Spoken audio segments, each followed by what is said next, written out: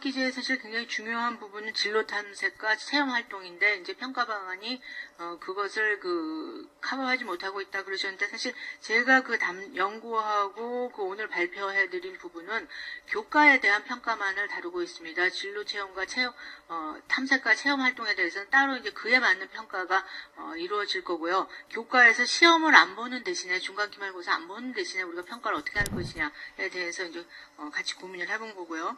그다음에 우리 최태환 선생님 말씀하신 대로 학부모 관련된 그런 변화가 저도 굉장히 필요하다는데 공감합니다. 그래서 학부모와의 연계 체제가 그런 의미에서도 저는 필요하다고 생각하고 이 자유학기제에서 학부모 대상의 홍보가 어느 정도 되고 있는지 솔직히 제가 조금 잘 모르겠지만 반드시 필요하다라는 걸 말씀드리고 싶고요. 그다음 마지막으로 항상 제가 평가에 대해서 어디 가서 발표할 때 선생님들께 굉장히 마음에 짐이 되는 게 선생님들께 새로운 뭔가 부담을 드리는 게 아닌가 하는 그런 짐을 사실 늘 느꼈습니다.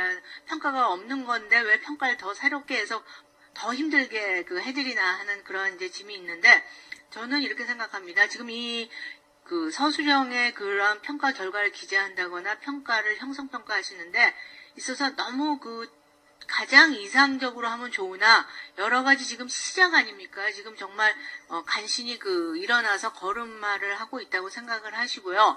시도를 해보는 탐색 기간이라고 생각하시고 지금 조금 부족한 점이 있더라도 너무 완벽하게 하시려고 하면서 부담을 너무 느끼시는 것보다는 좀 더 자유로운 마음에서 조금 더 편안한 마음으로 시도를 지금은 해본다 이렇게 생각을 하시면 좋을 것 같습니다. 이상입니다. 감사합니다. 예, 감사합니다. 정호경 교감선생님. 네, 간단히 몇 말씀 드리겠습니다. 그러면 현재 자유학기제 연구학교의 운영 방안은 우리 최태환 선생님이 말씀하신 대로 일선 단위학교의 모든 계획을 그대로 다 반영을 해주고 있고 자유학기제 운영에 대한 매뉴얼이나 어떤 부분은 어떻게 해란 이런 부분은 없습니다. 이런 부분은 없고 단위학교에서 이 프로그램을 어떻게 한번 해보면 좋겠냐 그렇게 해서 이제 아마 단위학교별로 설정한 목표치가 서로 다를 겁니다. 우리 학교는 이제 수업과 평가와 이제 체험활동 이 세 가지 형태를 취했는데요. 지금 오늘은 주제가 평가라. 평가 부분을 단위학교에서 고민하지 않을 수 없는 것은 학부형들이 제일 우려하는 게 자유학기제의 총괄평가. 다시 말하면 중간고사와 기말고사가 없어짐으로 인해서 성적 하향 부분을 어떻게 해결할 것이냐. 이건 또 우리 일선 학교에서 또 상당히 고민해야 될 부분이거든요. 그래서 저는 이제 어떤 형태로든지 평가는 있어야 된다고 봅니다. 평가는 있어야 된다고 보고 과거에 했던 평가 방법은 참 선생님들한테는 아주 편한 방법입니다. 사실 중간고사 출제에서 평가 나오고 기말고사 출제에서 평가 나오고 거기에 보조적으로 수행평가 더 붙여서 학년 말 기말 이렇게 성적 나와서 기록하면 거의 끝나는 거거든요. 그런데 이제 어떻게 보면 가장 교육적으로 의미 있는 평가가 또 뭐냐 이런 걸 생각해 봐야 되고 그리고 선생님들의 일손을 덜어줄 수 있는 평가 방법이 뭐냐 이것도 또 고민을 해야 됩니다. 그래서 이제 우리 학교에서 했던 방법은 일단은 다양한 과정평가가 과목에 따라서 2차례 또는 5차례까지 있는데 2차례에서 5차례까지 이 평가는 전부 다 체크리스트 평가입니다. 다시 말하면 이미 평가 모형과 평가 척도를 이미 미리 제공을 해줬는데 미리 제공을 해준 것도 여러 가지 의미가 있었습니다.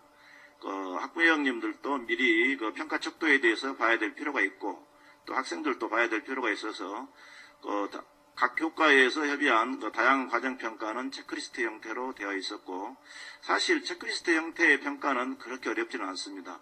그런데 이제 거기에 따라서 이제 마지막에 교과 세부 능력 특기사항을 입력해줘야 되는 경우가 있는데요. 지금 대부분 우리 학교 상황을 보니까 국어, 영어, 수학은 별 문제가 없는 것 같습니다. 왜냐하면 국어, 영어, 수학은 한 선생님이 학년에 모든 반을 들어가지는 않습니다. 대부분 한 선생님이 한 3개 반 이런 정도 수업을 합니다. 그러면 자기가 수업한 3반에 대해서만 평가가 이루어지면 됩니다. 그러나 사회나 과학이나 또는 음악미술, 체육 이런 부분들은 또 전체 학년을 또 들어가게 됩니다.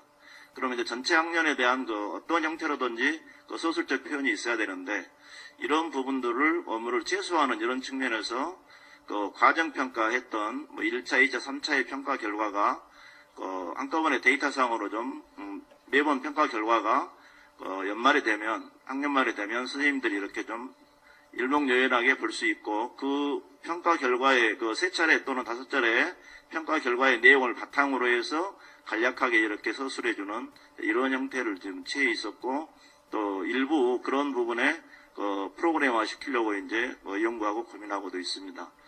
그런데 그 평가와 어차피 그 수업 부분을 말씀하셨는데요. 이 평가를 위해서 수업이 바뀌는 건 아니고 자유학기제 평가를 위해서 수업이 약간 변화된다는 얘기입니다. 자유학기제 평가는 그 평가의 기본 그 내용이 이론식 평가랄지 아니면 입시 위주의 평가는 아니기 때문에 이 학기제에 맞는 그 평가 모양에 따라서 수업도 달라지게 되고 그리고 또 이제 수업이 달라지면 또 다양한 형태의 수업을 제시해주면 그 선생님 수업에 맞는 평가 모형이 또 나오게 됩니다. 그래서 이제 그런 부분들도 있었고 가장 교육적으로 의미 있는 일이 저는 개인적으로 교육계에서 혁신은 못할 망정 최소한 쇄신이 필요한 부분은 또 해야 되지 않냐 이런 부분에 생각을 가지고는 있습니다. 그리고 자유학기제를 우리 학교에서 연구학교로 계획서를 쓰기에는 가장 큰 필요성이 대두된 부분은 저희들은 수업을 좀 어떻게 바꿔보자. 수업을 바꿔보자는 것은 지금까지 우리가 날마다 한 게 수업이지 않습니까? 수업이었는데 그 수업을 어떻게 하면 학생들이 좀 더 참여할 수 있게 어떻게 하면 애들이 좀 내 수업 시간에 잠을 좀 덜 자게 좀 덜 아이들이 적극적으로 참여할 수 있게 이런 부분을 고민해서 사실은 저희들은 연구학교를 하게 됐습니다. 근데 물론 우리 학교 선생님들이 그런 부분에 수업이 좀 부족했다는 그런 내용은 아니지만요. 하여튼 전반적으로 이 자유학기제가 일종의 그 구성주의 교육에서 나왔다고 볼 수도 있는데요. 내용이나 프로그램 또는 그 방향 이런 것들은 상당히 공감이 있는 것 같습니다. 다만 하나 더 필요하다면 제일 먼저는 학부모님 홍보도 중요하지만 선생님들에 대한 정확한 이해와 홍보 연수 이런 부분도 아주 중요하다고 봅니다. 이상입니다. 예, 감사합니다. 이미 예정된 시간은 지났지만 우리 나머지 선생님들께 그것도 의견을 들어보겠습니다. 김철남 교수님. 네. 저는 아까 그 정종재 장학사님께서 이 자유학기제 평가와 관련해서 교사 입장에서 언급을 하셨는데 제 생각은 다릅니다. 이 자유학기제의 운영은 목표가 무엇인지 교사의 편의성을 위해서 하는 건지 학생의 장래나 발달을 보고 하는 건지를 중점을 두고 본다면 학생의 입장에서 관점을 두어야 된다고 생각을 합니다. 만약에 평가 방법이라든가 뭐 교사석 방법 이런 것이 어려워서 시행을 두려워하신다면 나중에 더 큰 어려움에 직면할 수 있습니다. 일단 해보시면은 저희 학교 모든 선생님들도 처음에는 걱정을 하셨는데 해보니까 아이들의 모르는 장점과 끼를 발견하기 때문에 하고 실제로 선생님들이 평상시에 해보고 싶은 지필평가 같은 것을 떠나서 그 교과에서 해보고 싶은 수업을 해보니까 본인들 스스로 교사로서의 보람을 느낀다는 얘기도 많이 했었고 저희 학교는 이제 소규모다 보니까 1학년 수업을 하시는 분이 2, 3학년도 이제 걸쳐서 수업하시는데 1학년 학생들 수업을 하면서 학생들의 태도가 달라지는 걸 보고 그 수업을 2학년이나 3학년에도 자연스럽게 적용을 하십니다. 굉장히 그 좋은 변화가 있었고 학생들도 많이 좋아합니다. 일단은 학부형들의 만족도가 굉장히 높고요. 그래서 이것은 교사 편의주의에서 생각을 하시면은 안 되고 학생들의 그 관점에서 본다면은 제 개인적인 생각으로는 저희 나라에서 그 교육부에서 나온 교육 정책 중에서 가장 잘된 정책이 자유학기제가 아닌가 저는 그렇게 생각을 하고 있습니다. 그리고 아까 그 황은희 박사님께서 말씀하신 대로 처음에 저희도 시행을 하면서 뭐 수업 방법이라든가 평가에 대해서 교육부나 그 개발원에서 어떤 구체적인 매뉴얼을 주기를 굉장히 원했는데 지금 생각해 보니까 그런 그 구체적인 매뉴얼을 주지 않은 것이 오히려 선생님들의 자율권 이런 것들을 확보해주는 좋은 지침이 아니었나 그렇게 생각을 하고 있습니다. 너무 어려워하지 마시고 일단 해보시면은 좋다는 것을 느끼게 되실 겁니다. 예, 감사합니다. 마지막으로 서재표 선생님께서 토론해 주겠습니다. 예, 앞에서 이렇게 평가에 대해서 말씀을 다 드리니까요. 저는 한 가지만 말씀드리겠습니다. 자유학교제 연구학교 운영하면서 사교육이 비율이 증가하지 않았나라는 염려를 많이 하시는 현장에 있는 학부모님들과 선생님들이 많이 있습니다. 저희 학교 같은 경우는 사교육 비율이 많이 감소했습니다. 특히 영어 수학 부분에서 굉장히 많이 감소하게 되었는데요.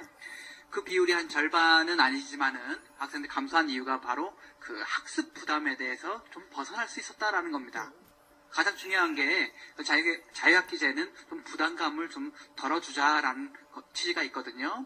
학생들에게 수업 실수가 감축돼서 국어, 영어, 수학을 학교에서 덜 배우니까 학원에서 더 배워야지 이런 게 아니라 정말 학교에서는 지식 전달 위주의 수업에서 좀 더 애들이 다양한 부분에 대해서 배우고 부분에서 영향을 좀 강화시키고자 자유학기제가 운영하고 있는 부분이거든요. 거기서 학생들에게 좀 더 쉬엄쉬엄 할 수 있는 정말 쉬어갈 수 있는 자유학기제가 제공된 겁니다. 그래서 자유학기제 부분에서 사교육 비율은 점점 운영되면서 줄어들 것이라고 보고요.